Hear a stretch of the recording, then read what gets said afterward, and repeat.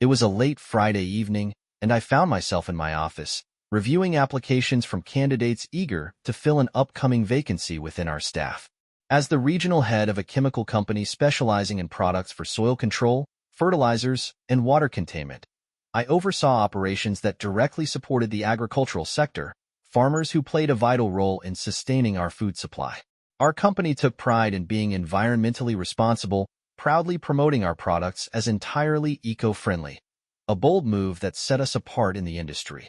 Recently, 2 members of my team had resigned after their spouses received promotions, which meant they'd be relocating within the next 3 months. This sudden change created an urgent need to fill their positions quickly. Our sales operations spanned across 8 states in the nation's heartland, and we'd just exceeded our sales projections for the year, a milestone we celebrated with great pride.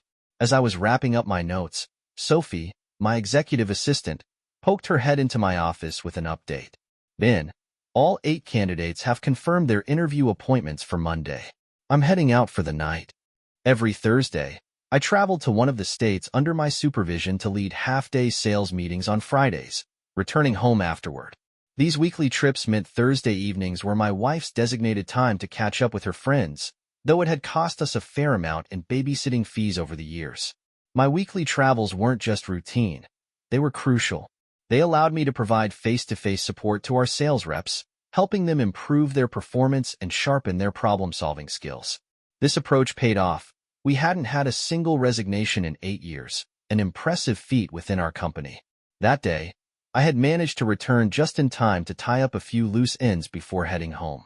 The company had often encouraged me to delegate these duties, but I valued the solitude these road trips offered. With a wife who had a knack for knowing everything and 3 kids keeping us busy, those quiet hours behind the wheel became moments of rare reflection.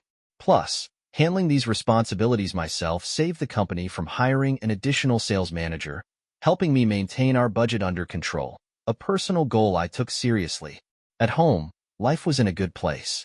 Our children were thriving. Our eldest was preparing to graduate and head to Southeast Missouri University that fall, thanks to a full scholarship from my employer, which was a significant relief. Our youngest, just 16, was busy studying for her learner's permit, adding another milestone to our family's journey. My wife, Hannah, had been by my side for 20 years. She worked as the executive assistant to the district attorney, a role she'd held since our youngest was born. Recently, her boss was offered a prestigious federal government position, which he accepted without hesitation, given the substantial pay increase. Despite being about my age, he'd never married, and though there were rumors, I never believed he was gay. For the past 15 years, my parents had graciously taken our 3 kids every second weekend of the month. This arrangement gave Hannah and me much-needed time to reconnect, something that became a turning point in our marriage. Without that space, we might have become another statistic in the growing list of divorces. But soon, this chapter would come to an end. In just 3 months, our eldest, Olivia, would begin an internship at our senator's office in Washington, D.C., before starting her political science studies at the university. Some time ago, my dad, acting on a whim, bought Ancestry.com kits for our kids, with my approval, thinking it would be a fun little experiment. We knew matches would only show up if other relatives had submitted their DNA as well. The kids discussed it with me, and I gave the green light, curious about what distant family connections might surface. Olivia suggested we keep it a surprise from her mother until the results arrived, knowing it could take several months. That weekend, we had plans to travel to Nashville for a visit to the Grand Ole Opry, with a return trip scheduled for Sunday. Hannah had organized this getaway, determined to create another treasured memory for our family. Reflecting on how our journey began, I can still picture the first time I met Hannah. It was during my final year at university, at a football game. Not as a player, but as one of those nameless vendors selling overpriced snacks in the stands. Hannah was the daughter of one of the team's medical staff, so she always had access to free tickets. That day, she got into an argument with her date over something trivial. Things escalated, and as she shoved him away, he stumbled into me, sending me, and my food tray, crashing down the concrete stairs. I woke up in the hospital, my head wrapped in bandages, with the doctor explaining that I'd needed 25 stitches to close a nasty gash on my forehead. I'd also suffered internal injuries that left me in a coma for a week. During my recovery, Hannah visited me daily, overwhelmed with guilt. She even met my entire family while I was unconscious. When I finally regained full consciousness, my blurry vision landed on what I thought was a goddess, an ethereal figure standing by my bedside. For a fleeting moment, I believed I was being guided to the afterlife. But reality snapped back when I noticed my then-girlfriend, Lila, standing beside her. The disappointment on Lila's face was hard to miss. Wishing it was all just a bad dream, I drifted back to sleep, secretly hoping Lila wouldn't be there when I woke up again. Sure enough, when I opened my eyes, she was gone. But Hannah remained, a constant presence during my healing process. Without ever officially asking her out, our relationship blossomed naturally. 3 months later, she walked down the aisle, breathtaking in her beauty. 5'8", with long blonde hair, striking blue-black eyes, and a figure that turned heads. By our 5th year of marriage, however, we found ourselves at a crossroads, contemplating separation without fully understanding how we drifted apart. Despite the confusion swirling in my mind, Hannah and I remained committed, determined to navigate whatever challenges came our way. We just left Lambert's Cafe, a place more famous for tossing hot rolls across the room than for its mediocre, overcooked food. We stopped there because it reminded Hannah of her mother's cooking, sentimental, if not culinary perfection. As we drove, Hannah steered the conversation into strange territory. She casually suggested that I consider having an affair, even saying she'd be fine with it. According to her, societal views on marriage had shifted, and maybe we needed to rethink our own. She believed that such an experience could deepen our connection and help us understand each other better. Her words hit me like a punch to the gut. It wasn't just the suggestion itself, it was what it revealed about her. Was she really okay with exploiting others for personal gratification? I couldn't wrap my head around it. Finally, I asked, Hannah, why is it so important that I have your blessing to cheat? Have I done something so awful that you're looking for an excuse to end our marriage? She didn't answer. 5 long, heavy minutes passed before I turned the music back on, her silence saying more than words ever could. Hannah was never one to hesitate. She always had something to say. But now, nothing. And that scared me more than her proposal. I couldn't shake the feeling that something was off. Her sudden openness to infidelity wasn't random. There was a reason behind it. I just didn't know what it was yet. About an hour later, 40 miles from home, Hannah reached over and turned off the music again. I discreetly hit record on my phone, just in case. I'm sorry, Ben, she said softly. I guess I've been reading too many cheesy romance novels. That nonsense must have just slipped out. She chuckled, trying to brush it off, and turned the music back on like the matter was settled. But here's the thing. Hannah hated those books. Always had. They were her mother's favorites, and Hannah had spent years dismissing them as trashy. Anytime her mom gave her one, she'd toss it without a second thought. Her excuse didn't make sense, and that's when the real doubt set in. Driving home, I realized there was one part of Hannah's life I'd never thought much about, her Thursday night outings with friends. On the rare Thursdays I was home, she'd happily cancel her plans to be with me. Until now, I'd never questioned it. But after that bizarre conversation, I couldn't help but wonder, was she really just hanging out with friends? Or was there more to the story? By the time we pulled into the driveway, I'd made up my mind. I needed to find out the truth. Later that evening, after settling in, I spent some time with my parents. We chatted about their weekend, but my dad's tone shifted. He said they needed to talk to me privately the next day, something about Hannah and our youngest daughter. He didn't give details, just that it was important. We agreed to meet around 3 o'clock after my job interviews. When I told Hannah I'd be stopping by my parents' house the next day, she didn't question it, just nodded and said it was fine if dinner was a little late. The next day, my parents arrived right on time. We sat in my office, waiting for Sophie to bring coffee. Once she left and closed the door, my dad leaned forward, his face serious. Ben, he began quietly, I regret sending in the kids' DNA tests. We've found something. Chloe's results matched with a woman, her grandmother on her biological father's side. She's been searching for her son and his family. He handed me a printout from Ancestry.com, showing a woman's name and contact information. My heart sank as I read it, a sinking feeling growing in my chest. My dad watched me closely, clearly aware of the weight of his words. "Dad," I said, trying to stay calm, "I don't think this is a mistake. Let's find out the truth." I picked up the office phone, put it on speaker, and hit record. After 2 rings, a woman answered. "Hello," she said. "Hi, this is Benjamin James Carter. I'm looking for Mrs. Madeline Harris regarding a DNA match from Ancestry.com. "You're speaking to her," she replied. "What can I do for you?" Taking a deep breath, I said, "It's complicated. Long story short, I've just learned that my youngest daughter is your granddaughter." There was a pause. Then she asked, "Are you talking about Chloe Rose Carter?" "Yes," I confirmed. "Then maybe you know my son," she continued, her voice trembling slightly. "I had to give him up for adoption when I was 15. His name was Jack Mason, but he was adopted by a family with the last name Cooper." The room felt like it shrank around me. That name, it hit me hard. My parents and I exchanged stunned glances, the pieces falling into place faster than I wanted. I do know him," I managed to say. "He's alive and well. In fact, he's the district attorney here in Cape Girardeau County, Missouri. He's also my wife's boss." There was a brief silence on the other end, followed by a shaky breath. "He's my only child," Mrs. Harris whispered, "and I'm dying. Stage 4 lung cancer. I don't have much time left."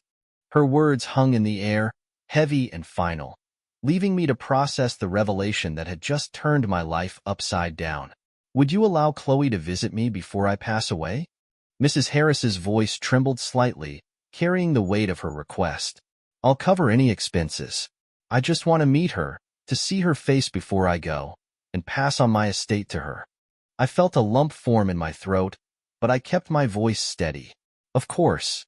I'll coordinate with my parents to arrange her visit this weekend, but I can't let her travel alone.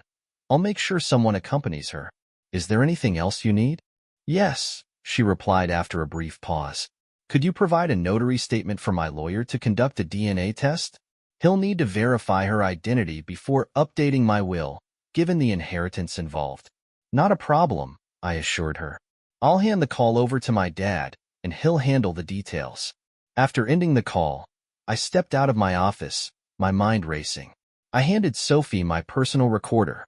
"I need you to transcribe and notarize both my conversation with Mrs. Harris and the phone call. It's important for the divorce proceedings." Without missing a beat, Sophie nodded. "Do you want me to draft the authorization for the DNA test as well?" "Yes, please. But keep it quiet for now. I need a couple of weeks to investigate my soon-to-be ex-wife's Thursday night activities." I turned to Noah, my assistant, and lowered my voice. "I need your help with a personal matter. Can you and Isla assist me?" Noah's expression shifted immediately, sensing the gravity of the situation. "Shorty should be finishing her shift soon. I'll text her to come over right away." Back in my office, my parents and I finalized the plan. They'd use the spare key to my house to pack for Chloe. Next Friday, I'd pull her from school and drop her off at their place by 10 a.m. It felt surreal, orchestrating these details as if I were managing a business deal rather than my crumbling personal life. As my parents left, Isla arrived, her usual cheerful demeanor replaced by concern. I directed her to Noah's office, joining them shortly after.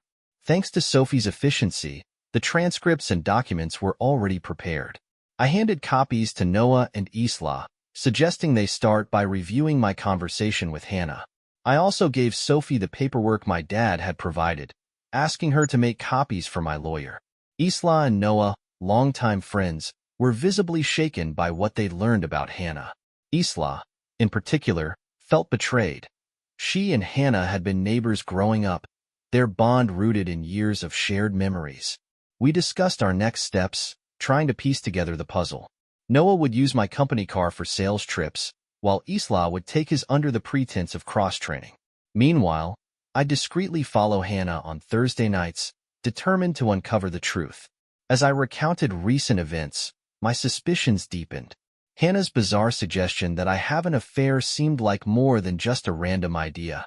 I speculated that she might be planning to leave me for Jack Mason Cooper, her boss. Perhaps she thought that if she could catch me in an affair, it would justify a divorce in her eyes. Isla agreed and even suggested involving law enforcement to gather more concrete evidence.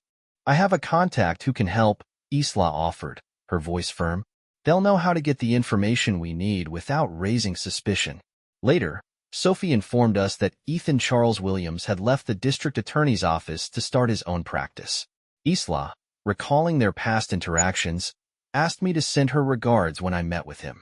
Ethan, known for his unorthodox legal strategies and involvement in high-profile cases, greeted me with a firm handshake. His reputation preceded him. He was a man who challenged conventions and often came out on top. Isla had already briefed him on my situation, which saved us time. Let's get straight to it, Ethan said, pulling out a folder. I've arranged access to Jack Cooper's house, including the alarm code. This will be valid until the end of the week. After that, he'll likely be reminded to change it.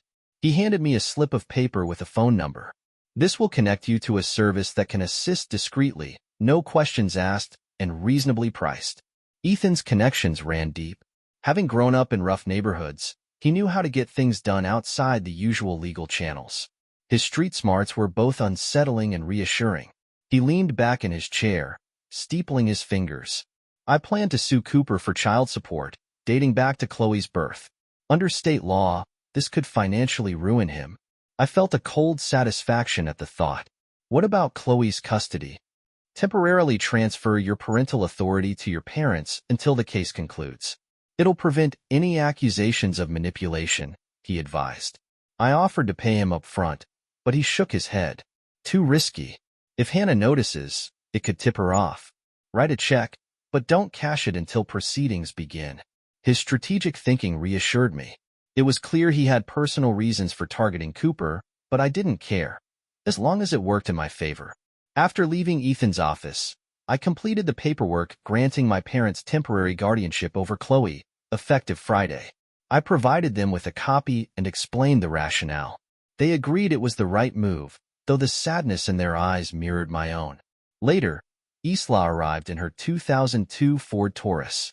We swapped cars, and I packed a small suitcase in the trunk.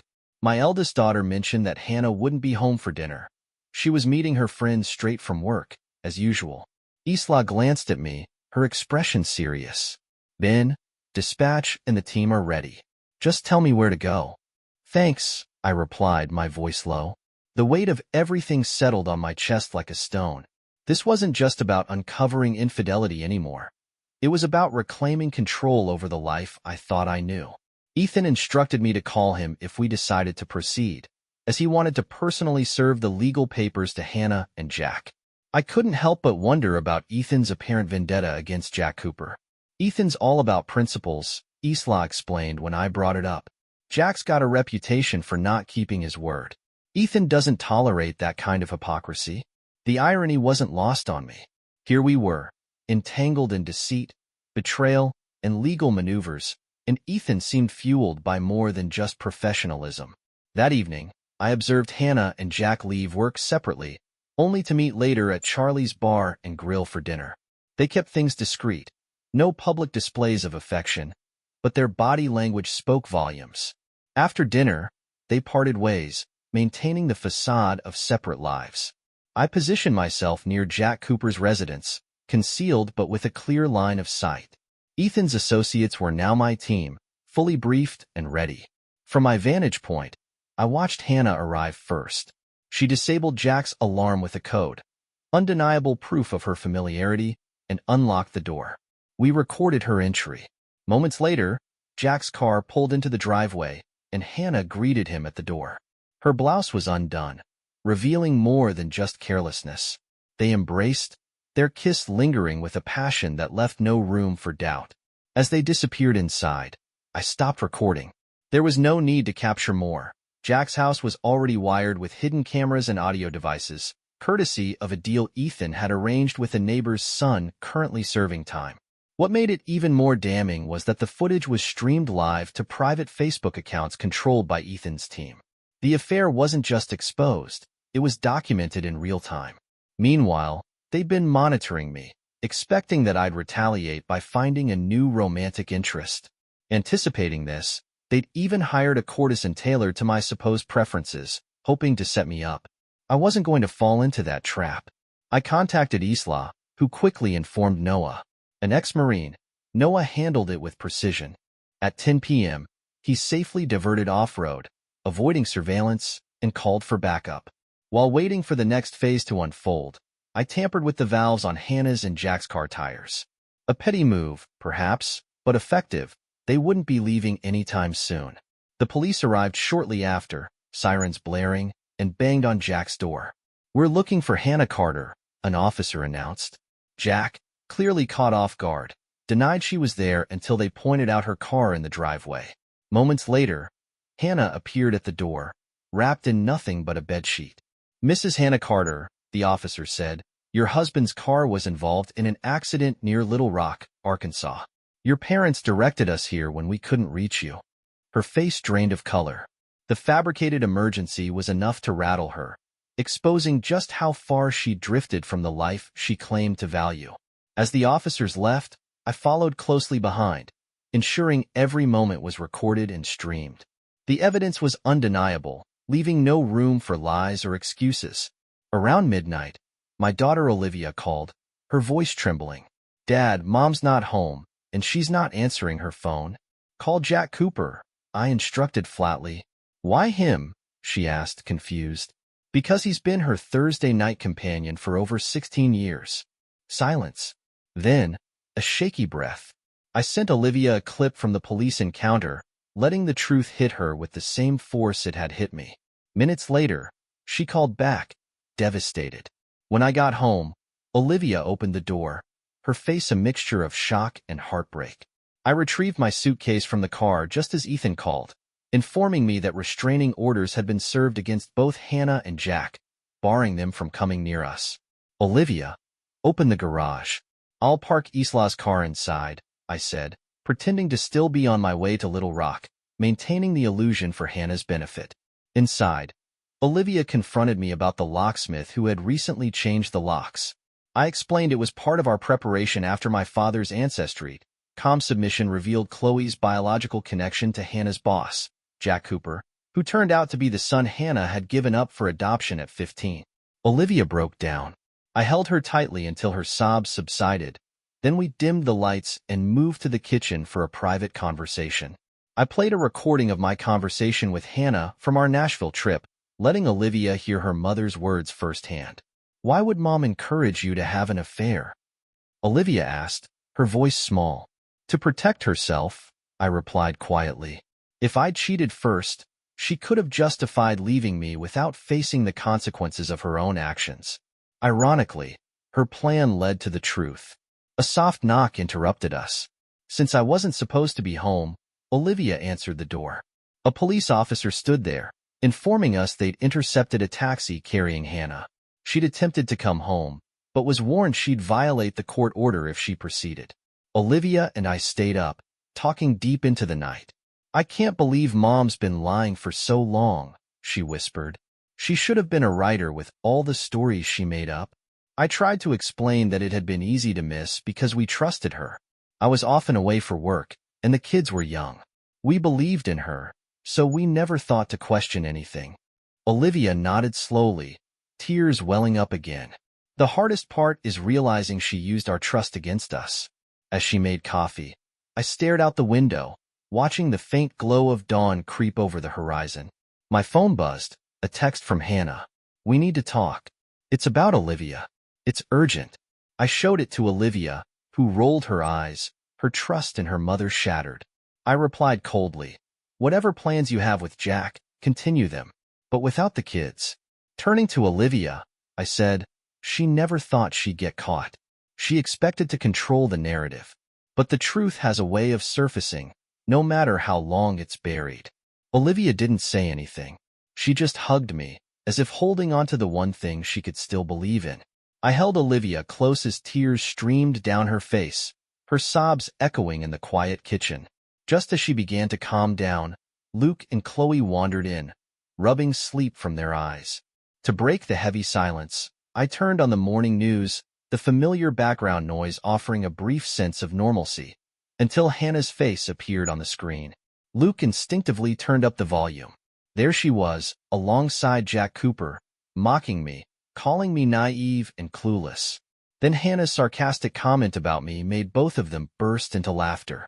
My heart clenched as I glanced at the kids, their faces frozen with confusion and hurt. The reporter cut in, stating that their scheme to frame me with a professional escort had backfired. The footage shifted to Ethan serving them both with lawsuits, his stern expression emphasizing the gravity of the situation. Chloe's reaction was immediate. She burst into tears, realizing the man she'd thought was her father wasn't. She ran to me, sobbing, her world crumbling around her. I held her tightly, whispering reassurances I wasn't sure I believed myself. Luke broke the silence, his voice low and shaky.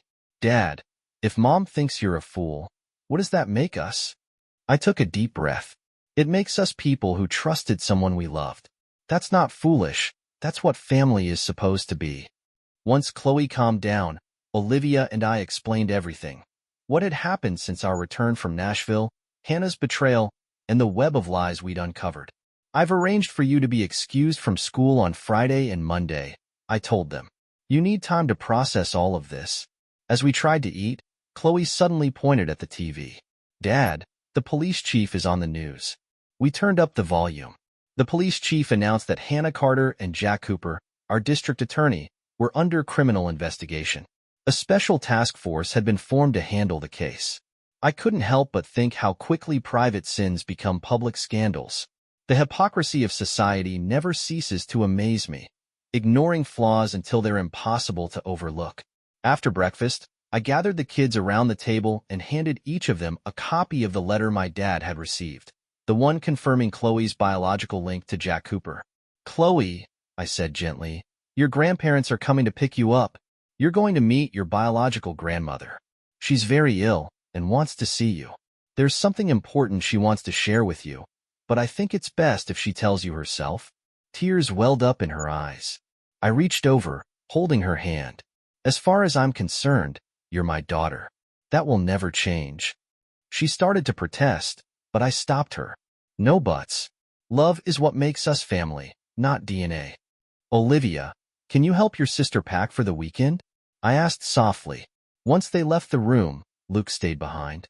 "Dad, how are you handling all this?" I hesitated, then answered honestly. "I'm struggling. Every day feels like I'm trying to keep myself from falling apart. But when you're a father, you have to be strong for your kids, even when you're breaking inside." His eyes met mine, filled with an understanding that words couldn't capture. In that moment, our relationship shifted, built on the raw truth we'd both been forced to face. I called my parents to confirm the arrangements. They'd be over soon to pick up Chloe, just finishing packing before heading to the airport. Watching them drive away with her, I prayed she'd come back feeling the same about me. Meanwhile, at the district attorney's office, the tension was palpable. Hannah had been out shopping for new clothes, her car recently towed after my little intervention with the tires. Jack sat at his desk, reviewing the lawsuit Ethan had served. The evidence was damning. No DNA test was needed when the biological connection was undeniable. Word of their affair had spread like wildfire through the office.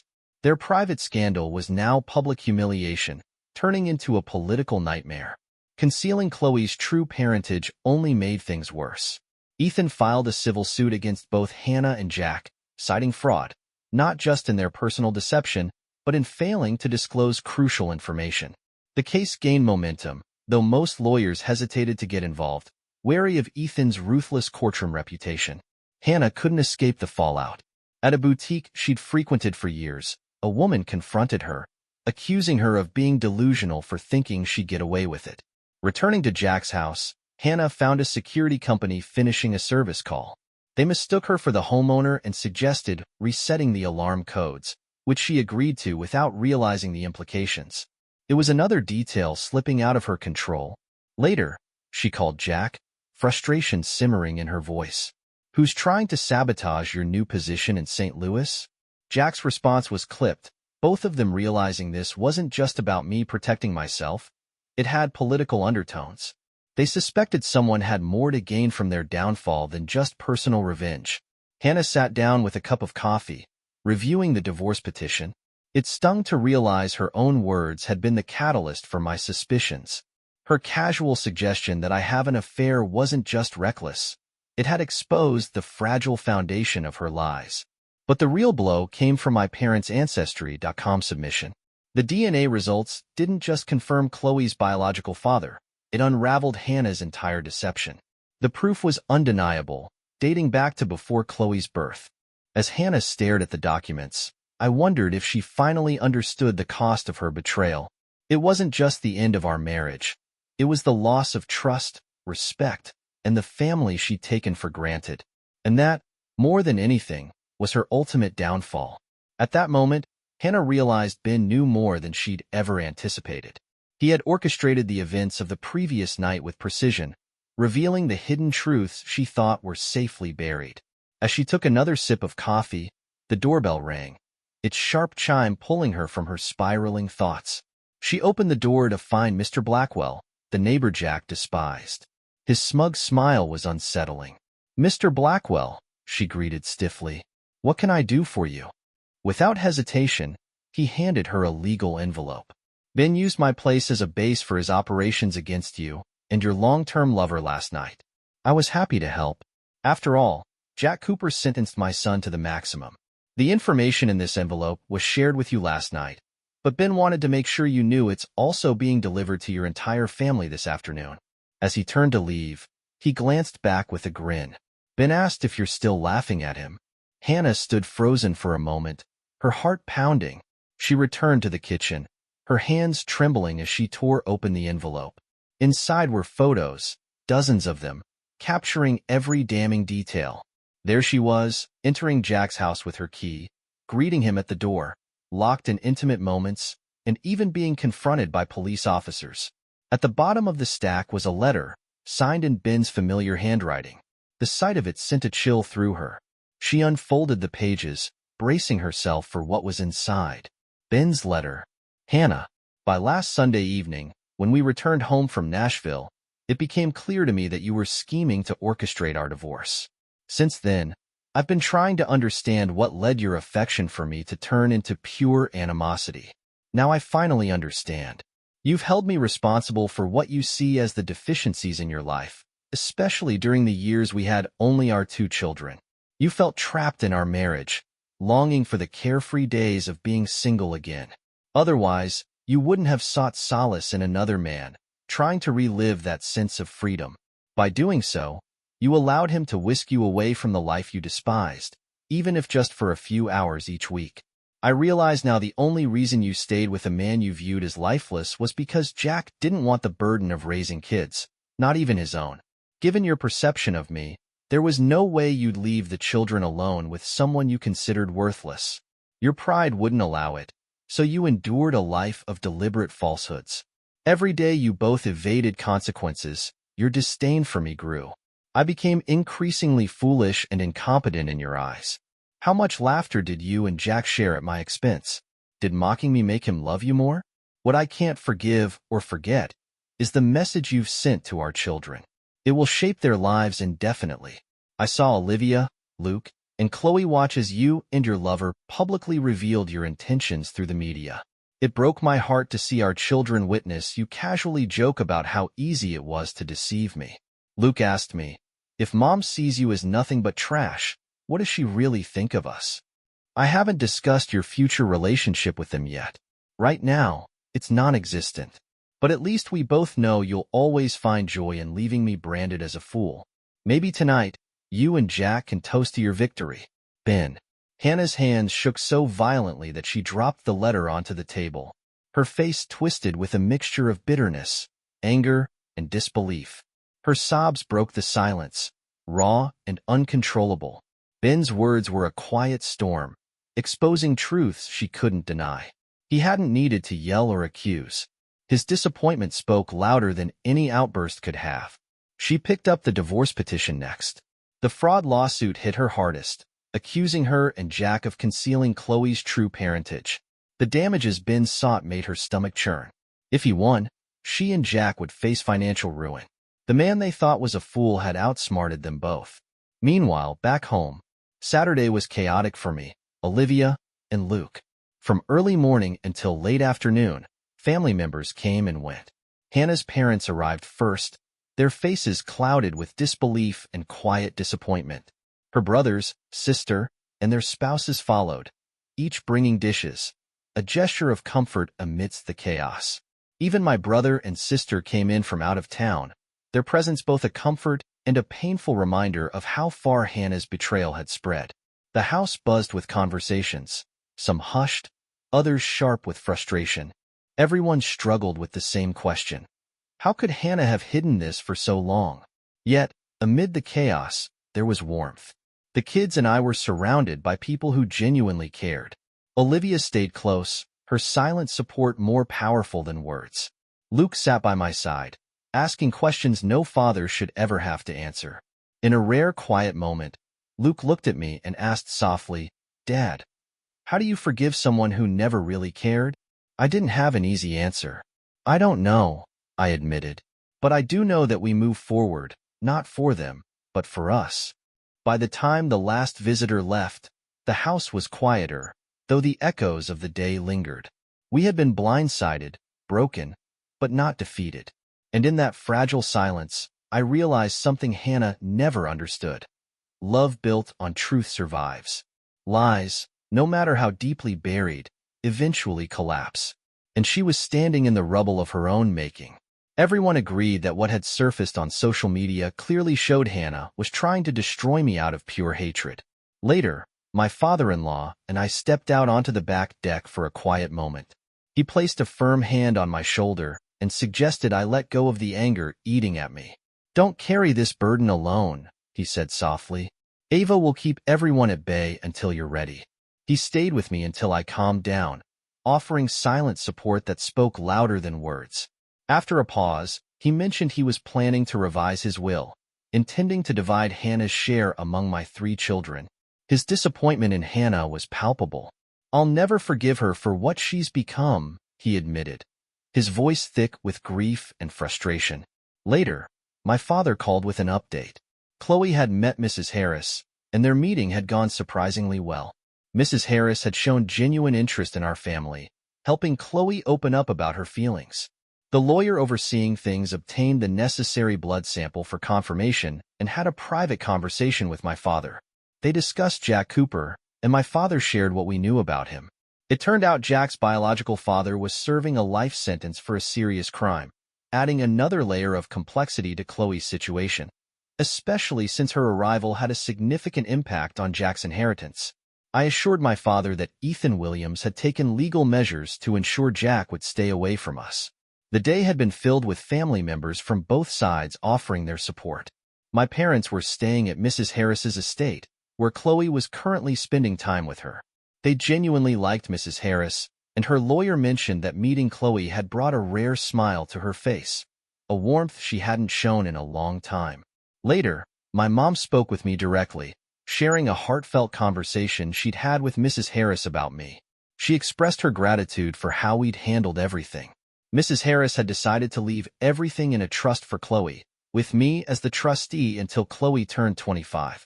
Before we ended the call, I asked my parents to text me when they were leaving so I could be there when they brought Chloe home.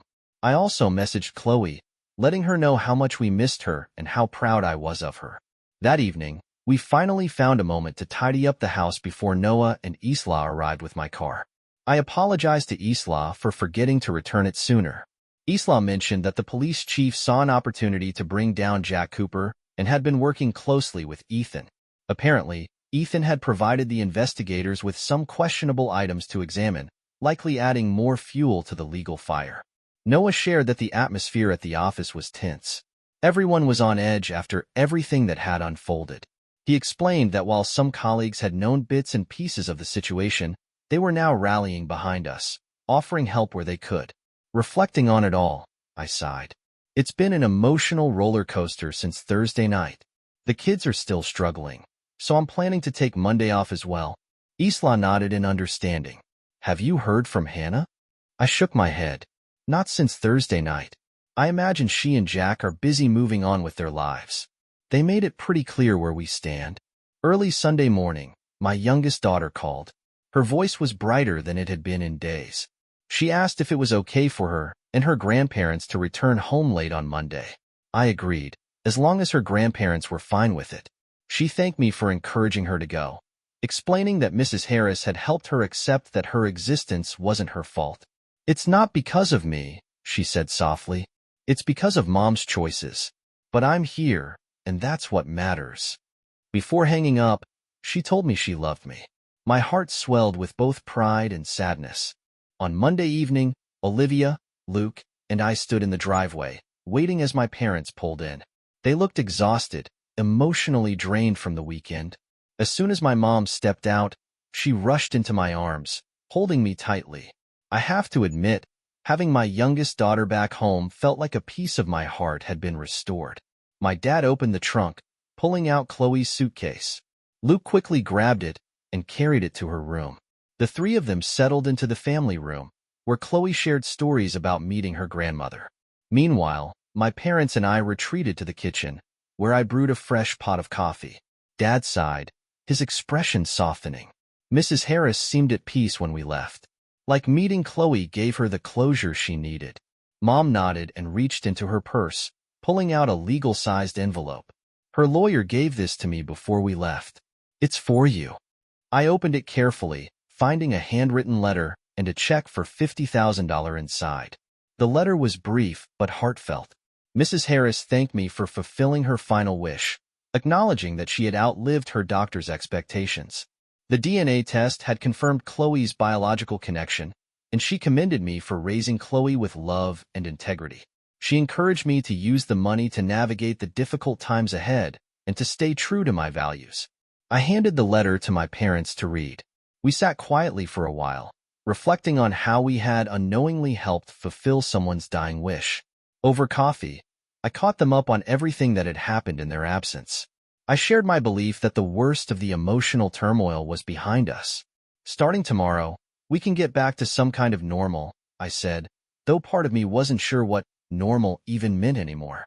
The rest of the week passed with relative calm, all things considered. Hannah tried to reach out to each of the kids, but they refused to answer her calls. Meanwhile, corporate headquarters was pleased that I was stepping back from managing the sales meetings. For the first time in a decade, they began the search for a new sales manager.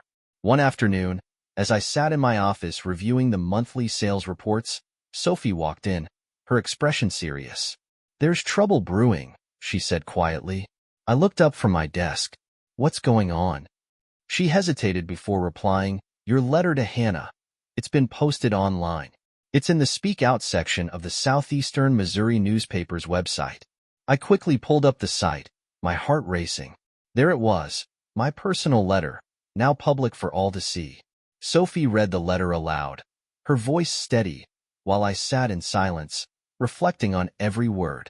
I acknowledged that I had written it in a moment of emotional distress, wondering aloud if I'd been too harsh. But Sophie shook her head, disagreeing firmly. "No, Ben," she said, her gaze unwavering. "It simply states the reality of Hannah's long-term behavior. You didn't sugarcoat it, and you shouldn't have. Either of them could have ended the affair and come clean at any time, but they didn't. Jack enjoyed all the benefits without facing any of the costs." We sat for a moment, absorbing the weight of it all. Sophie pointed out how rare it was for people to witness, in such a public way, the raw consequences of someone's actions on a family. She added, as someone who had been through a divorce herself, that it served as a stark reminder of the pain and suffering endured before finding peace. I mentioned a comment I'd seen on the website, posted by a longtime feminist. The commenter criticized Hannah and Jack's actions, highlighting how their selfishness had not only destroyed a family but also tarnished the broader movement for equality and empowerment. Meanwhile, across town, Hannah and Jack sat at Charlie's Bar and Grill for dinner. Normally bustling on a Friday night, the place was eerily quiet, with vacant tables surrounding them. When they asked the waitress why it was so empty, she hesitated before answering. "People are waiting," she said softly, "but they don't want to be seen sitting near you. I think it's because of that letter posted online." Hannah's face flushed. They hastily requested the bill and left, realizing they'd become pariahs, forced to lay low in public for the foreseeable future. Their actions had not just strained their personal relationships, but had significantly restricted their social lives. As they exited, Hannah spotted her parents sitting at a nearby table, waiting for their food. She approached them hesitantly, with Jack trailing behind. When she greeted them, her father's response was cold and sharp. "Mr. Cooper," he said, his voice firm, "I suggest you remove your mistress from here and allow my wife and me to enjoy our meal in peace." Hannah's face crumpled, and she left the restaurant in tears. In that moment, she finally understood that some lines, once crossed, leave permanent scars. She realized she would carry the consequences of her and Jack's choices for the rest of her life.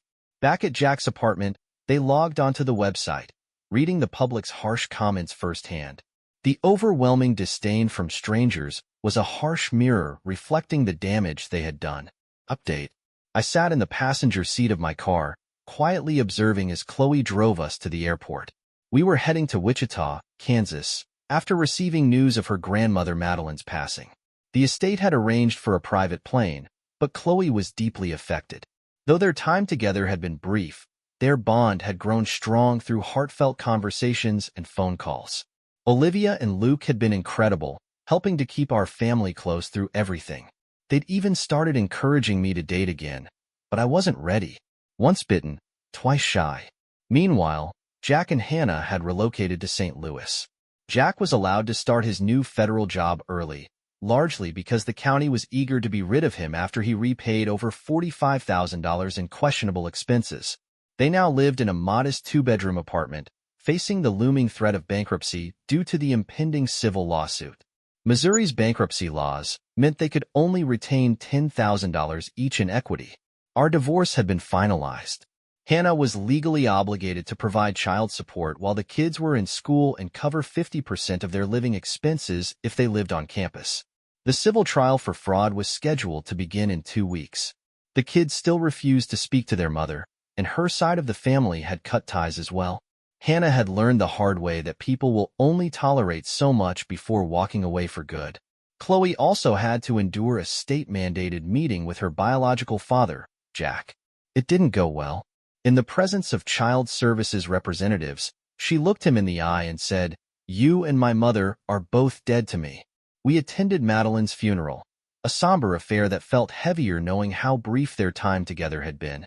Afterward, the lawyer revealed the extent of Madeline's estate, a substantial inheritance left to Chloe. Overwhelmed, we decided to sell her grandmother's home and belongings, keeping only personal jewelry and a few cherished photos.